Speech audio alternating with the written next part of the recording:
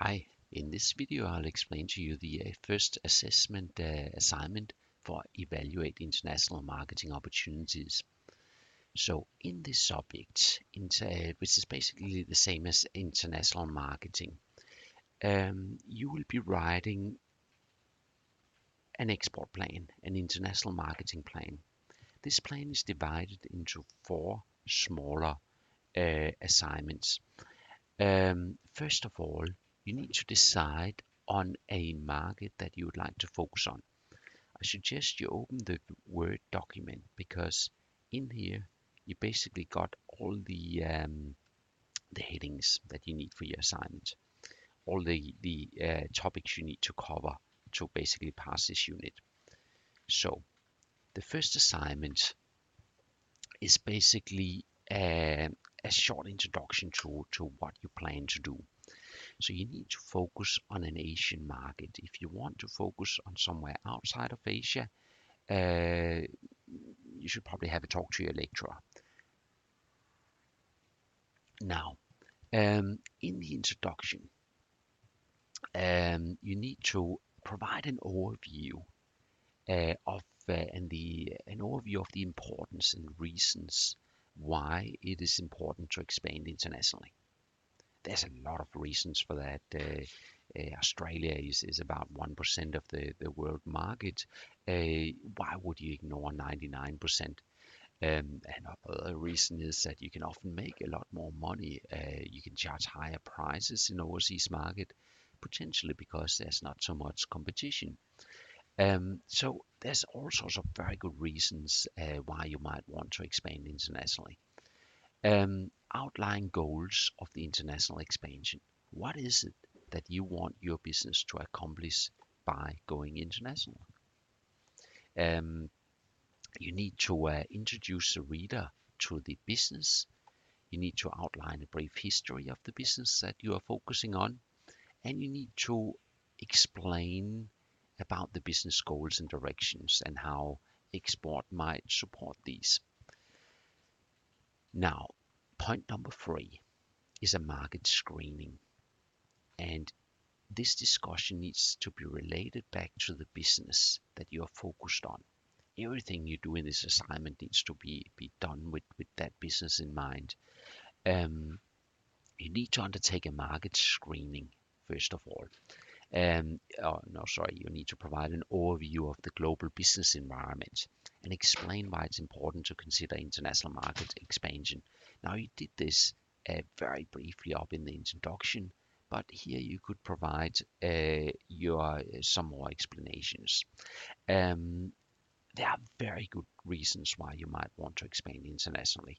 For example, if you're a winery here in Australia, it can be quite difficult to get your wines on the shelves of retailers. And even if you manage to get your wines on the shelves of retailers, chances are that they'll not pay all that much. There's very tough competition in Australia. There's a lot of producers of wine. But if you look at global markets, there's a lot of countries in the world where people do not make wine, where they import it, and where prices as a result might be quite significantly higher. So there is a lot of reasons why you might want to go internationally. But here you need to specifically provide an overview of the global business environment. You can talk, for example, here about Australia's trade patterns.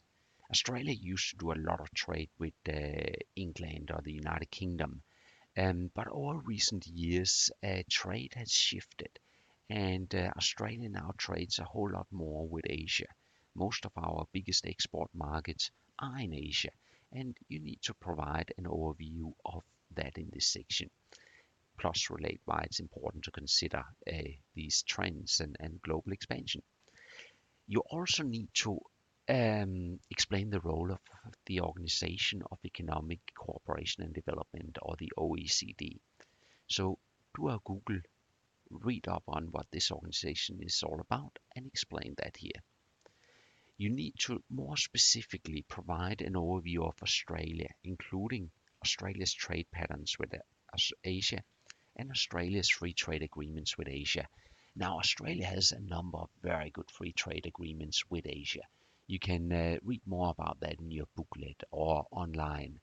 Um, China is our biggest export markets, and Japan and South Korea are also very big export markets for Australian produce um, and services. Talk about how Australia's trade with Asia has risen, and it has. Um, Talk about the free trade agreements we got with Asia. And Australia has a number of very good and attractive free trade agreements with Asia. You often want to focus on markets where Australia has a free trade agreement uh, because it makes your products a whole lot more competitive. For example, Australia recently struck a free trade agreement with China, and with lowering tariffs on, for example, wine and all sorts of other products as well, Australian producers are getting a competitive edge over producers from other countries that do not have a free trade agreement with China. For example, France exports a lot of wine to China, and so does Australia. But if Australian wine can go into China with little or no tariffs, the Australian wines have a price advantage. Um, and you need to also provide a market screening where you compare at least two Asian countries. You can read more in your booklet about what exactly a market screening is. And at the very end, include references. And that basically is your first assignment. So the important thing here is that you cover every single point here. Do not ignore anything, because if you do, I basically have to send you back your assignment and ask you to resubmit. It's a lot easier just to do it right from the beginning. So just make sure you do not ignore anything that is required in this assessment. Um, Thanks. I hope this video was informative.